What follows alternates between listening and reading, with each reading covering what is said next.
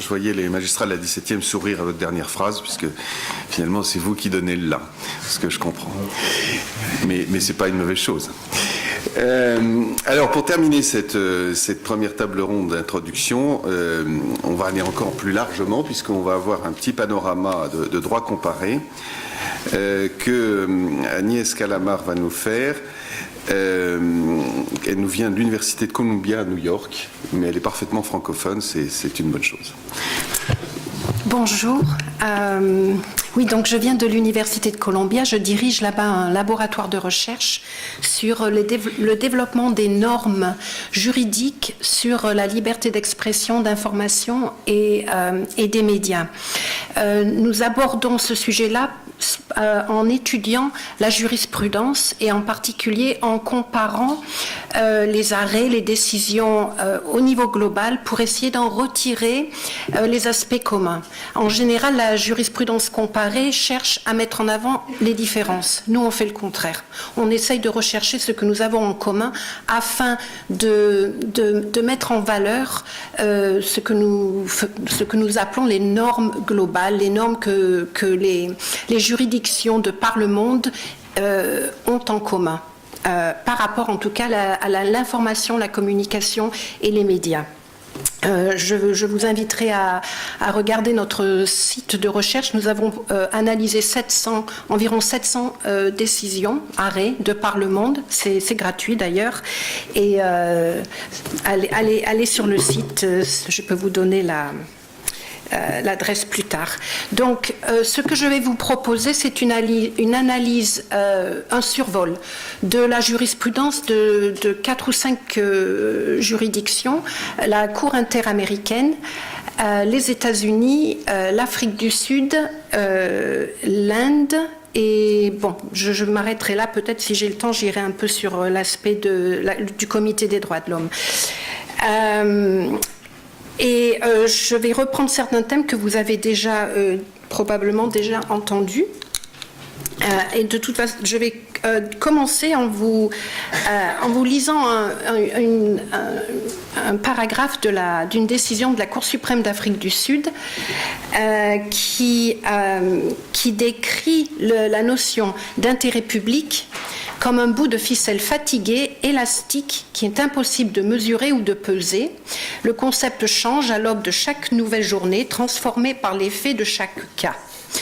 Et donc vous avez la citation sur ma présentation ici, et je pense que ça représente bien l'ensemble des expériences à travers toutes les juridictions que je vais vous présenter. Je voudrais rajouter une chose, ma présentation est basée sur les commentaires et l'expertise des gens avec qui je travaille. Donc, quand vous voyez des noms entre parenthèses, ce sont les personnes qui m'ont apporté des informations spécifiques. Donc, je vais commencer avec la Cour interaméricaine et avec l'aide de Catalina Botero, qui est l'ancienne rapporteure spéciale de la Commission des droits de l'homme interaméricaine sur la liberté d'expression et d'information. J'ai décidé de présenter chaque juridiction sous 2 angles. Premièrement, est-ce qu'elles ont essayé d'apporter une définition à l'intérêt général ou l'intérêt public? Et deuxièmement, quelles sont les implications pour la liberté d'expression? Tout comme on nous l'a signalé dans le cas de la France ou de la Cour européenne, en général, on ne va pas retrouver de définition. Et on n'en retrouve pas vraiment dans la Cour interaméricaine. Ce que l'on retrouve, c'est des listes, des descriptions de ce qui pourrait rentrer dans une définition de l'intérêt public. Dans toutes ces juridictions, on parle d'intérêt public. On ne parle pas d'intérêt général, mais on pourra en discuter plus tard. Pour moi, c'est l'état d'esprit derrière le terme correspond quand même à celui qui a été soulevé jusqu'à présent d'intérêt général. Donc, au niveau de la Cour interaméricaine, l'intérêt public fait référence à des informations concernant les 3 branches du gouvernement, fait référence à des personnalités publiques, à des fonctionnaires, à la santé publique, à la sécurité, l'environnement, l'exercice du pouvoir, etc. Ça ne comprend pas les questions purement privées pour lesquelles l'intérêt des membres du public, le cas échéant, est simplement salace ou sensationnel.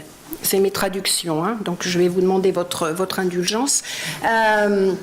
Ça correspond un petit peu à ce qu'on nous a dit sur la Cour des droits de l'homme. Donc, la Cour interaméricaine essaye de faire une distinction sur ce qui peut motiver l'intérêt du public. Et donc, dans ces affaires salaces ou sensationnelles, il a été décrété qu'il n'y a pas d'intérêt public. Au niveau des implications pour la liberté d'expression et d'information, le droit dans le système interaméricain, l'intérêt public, c'est une catégorie cruciale dans le processus de décision des affaires concernant les médias, l'expression ou l'information. Par exemple, dans ce qui concerne les questions de diffamation, quand il y a un intérêt public, la protection sera beaucoup plus élevée. La protection accordée à l'expression en question. L'arrêt principal ici, c'est Kimmel contre l'Argentine, qui a abouti à la dépénalisation de la diffamation, particulièrement dans les cas d'expression liée à l'intérêt public. Deuxièmement, l'intérêt public est central dans les questions d'accès à l'information. Dans l'arrêt Claude Reis contre le Chili, que vous connaissez peut-être, s'il s'agit ici de la première juridiction internationale qui a reconnu la primauté de l'intérêt public dans les questions d'accès à l'information. C'est une protection moindre, bien sûr, dans le cas du droit à la vie privée en général, mais en particulier dans le cadre de la vie privée des autorités publiques ou des personnalités publiques. Le fait qu'il y ait un intérêt général dans leur vie privée, bien sûr, signifie que l'intérêt public va primer au-dessus de l'intérêt de la vie privée. Donc ça, c'est ce qui s'est passé jusqu'à récemment. Cependant, je veux juste souligner quand même qu'il y a eu en août 2013 une décision que certains dans la communauté de la liberté d'expression ont jugé comme étant un pas en arrière. Il s'agit de l'arrêt Memoli contre l'Argentine, où la Cour là, a limité la notion d'intérêt public aux actions des dirigeants publics, et elle a exclu des informations ayant trait à des propriétés publiques, des services publics et des transactions privées qui touchent un grand nombre de personnes. Cet arrêt, on ne sait pas encore s'il va faire entre guillemets jurisprudence ou si c'était une exception dans la règle. Il va falloir continuer. Je n'ai pas pourtant pour l'instant de conclusion. Juste pour votre information, ceci sont les décisions les plus importantes qui sont liées à la notion d'intérêt public dans la juridiction de la Cour dans la jurisprudence de la Cour interaméricaine. Je vais me tourner maintenant vers les États-Unis, où j'ai fait cette petite, je vous ferai un survol grâce à un autre des experts avec qui je travaille, qui s'appelle Charles Glasser. Donc ici, on parle dans la juridiction du premier amendement, on parle de matters of public concern, donc question d'intérêt public. De nouveau, on n'a pas vraiment de définition. Par contre, quand on revoit la jurisprudence depuis une vingtaine, trentaine d'années, on retrouve certaines caractéristiques communes aux questions d'intérêt public. Donc il s'agit des questions d'intérêt politique, social, ou des questions qui posent un intérêt pour la communauté. les juges américains ont aussi jugé qu'une expression, une information peut être d'intérêt public, même si elle traite d'un sujet humain, entre guillemets, donc d'événements dans la vie de personnes qui ne sont pas elles-mêmes des personnalités publiques, tant qu'un thème d'intérêt public légitime peut raisonnablement être retiré de leur expérience. La notion d'intérêt public aux États-Unis inclut les sujets sur des compagnies, donc les informations liées sur des compagnies privées entre guillemets, mais qui sont considérées comme étant des personnalités publiques. Par contre, ça exclut la presse people, les gossips, les sujets obscènes, lascifs, etc., etc. Juste un petit point, en ce qui concerne les compagnies, comme vous le savez peut-être dans la jurisprudence du droit américain, les compagnies privées sont considérées comme des associations de personnes. Donc, elles ont une personnalité physique. Et ces personnalités physiques sont analysées afin de déterminer si elles sont aussi des personnalités publiques. Et pour faire cette évaluation, les tribunaux vont déterminer, par exemple, la notoriété de cette société dans une zone géographique concernée, la nature de l'activité de cette société et la fréquence et l'intensité du contrôle des médias que cette société reçoit. Et en prenant tous ces critères en compte, les tribunaux vont déterminer si il s'agit d'une compagnie, d'une société privée, mais qui correspond à une personnalité publique. Et dans ce cas-là, les questions, les expressions, les informations sur cette compagnie deviennent d'intérêt public. Voilà. En ce qui concerne les implications pour la liberté d'expression et d'information, les implications de cette notion d'intérêt public. Dans les questions de diffamation, l'intérêt public ne constitue pas une défense absolue. Par contre, c'est une défense qui est assez importante dans la mesure où si une expression a été définie comme constituant une question d'intérêt public, la diffamation ne peut être invoquée que dans les cas de malveillance avérée ou actual malice. Ça, c'est l'arrêt New York Times versus Sullivan, qui est un des arrêts clés de la jurisprudence du premier amendement. Dans d'autres situations, donc qui ne constituent pas forcément des questions d'intérêt public, le plaignant peut simplement démontrer la négligence du journaliste ou de l'auteur ou de quelqu'un d'autre. Mais pour les questions d'intérêt public, il faut démontrer malveillance avérée, donc c'est un très haut critère, très haut test ou threshold. Dans les questions de vie privée, l'intérêt public constitue une défense absolue, mais bon, c'est un petit peu plus compliqué que ça. Les juges vont considérer la notion de newsworthiness. Alors là, j'ai vraiment essayé de trouver une définition et j'ai un petit peu échoué. S'agit-il d'un sujet suffisamment important pour le public qui pourrait justifier la divulgation de cette information? En général, c'est un critère qui est très très élevé et dans les questions de vie privée, l'intérêt public va toujours, en règle générale, prédominer. Mais, de nouveau, il y a un mais. Je ne sais pas si vous avez suivi un arrêt récent en Floride qui s'appelle l'arrêt Gawker, Gawker, qui concerne un site web d'information un peu people, enfin c'est un mélange. Et là, ce site avait mis en ligne une vidéo d'un catcheur américain assez connu, très connu, mais enfin moi je ne le connaissais pas, mais très connu, qui se livrait à des ébats sexuels. Dans le passé, cette vidéo aurait probablement été protégée, mais pour la première fois dans le cas de cet arrêt Gawker, le jury, le tribunal, donc un jury, pardon, a déterminé qu'il n'y avait aucune newsworthiness dans cette vidéo, et donc ils ont jugé en faveur du catcheur, et Gawker a fermé son site d'ailleurs. Donc là, ils se sont plus rapprochés d'une jurisprudence européenne, je dirais, mais c'est assez unusual. Ce n'est pas en général ce qui prédomine. Et finalement, la troisième implication très importante dans le cadre de la jurisprudence du premier amendement, c'est l'indépendance de la rédaction.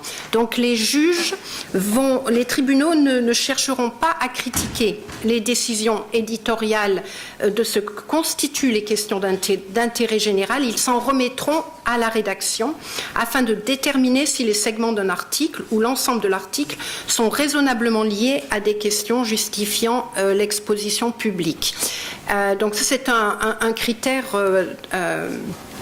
très, très important que l'on retrouve largement dans la jurisprudence.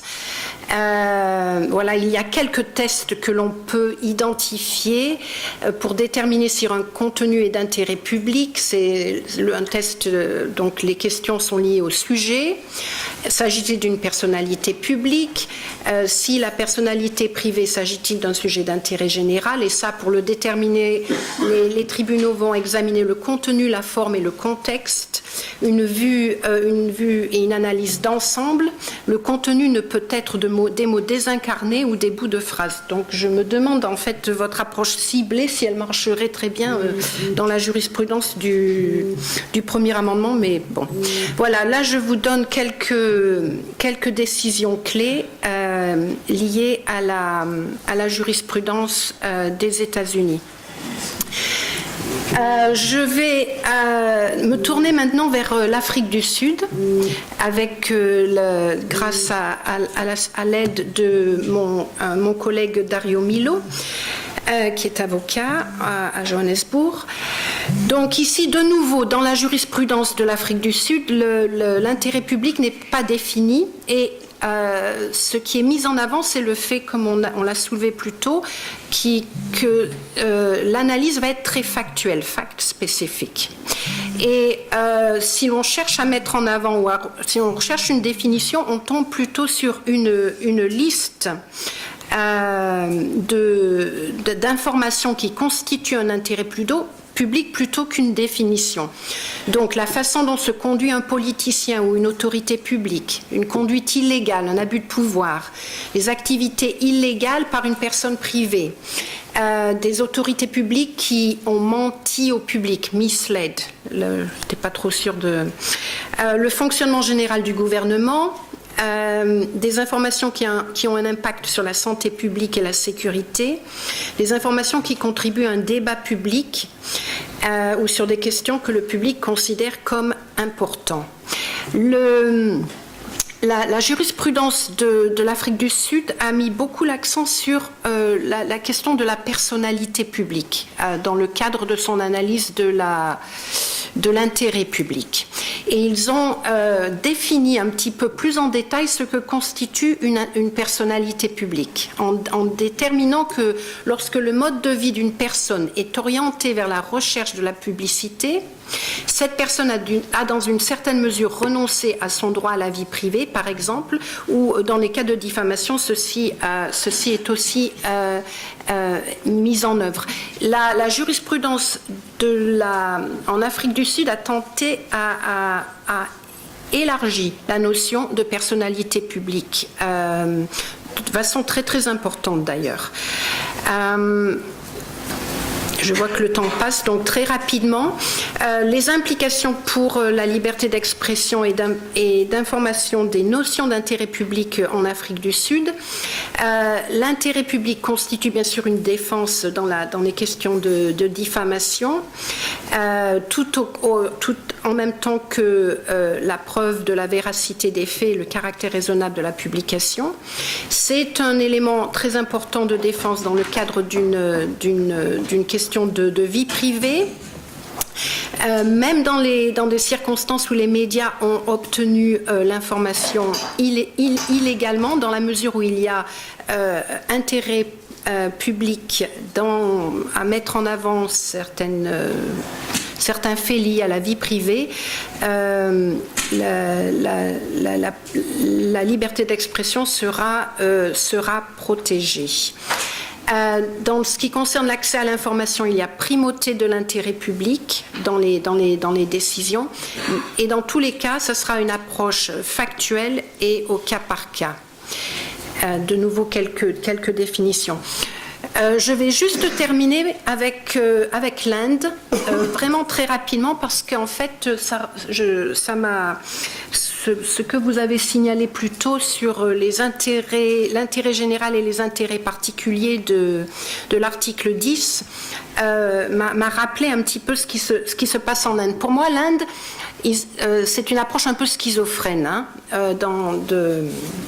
de la notion d'intérêt public qui est bien représentée dans la décision de Gupta contre président de l'Inde. Donc là, la Cour suprême de l'Inde a estimé que la divulgation de renseignements en ce qui concerne le fonctionnement du gouvernement doit être la règle et le secret l'exception, justifiée seulement lorsque l'exigence stricte de l'intérêt public le demande. L'approche de la Cour doit être d'atténuer la zone du secret, autant que possible en conformité avec l'exigence de l'intérêt public, tout en gardant à l'esprit que la divulgation est également un aspect important de l'intérêt public. Donc, en fait, ce que l'on retrouve dans la Cour, dans la jurisprudence indienne, ou même d'ailleurs dans l'acte indien sur l'accès à l'information, c'est qu'il y a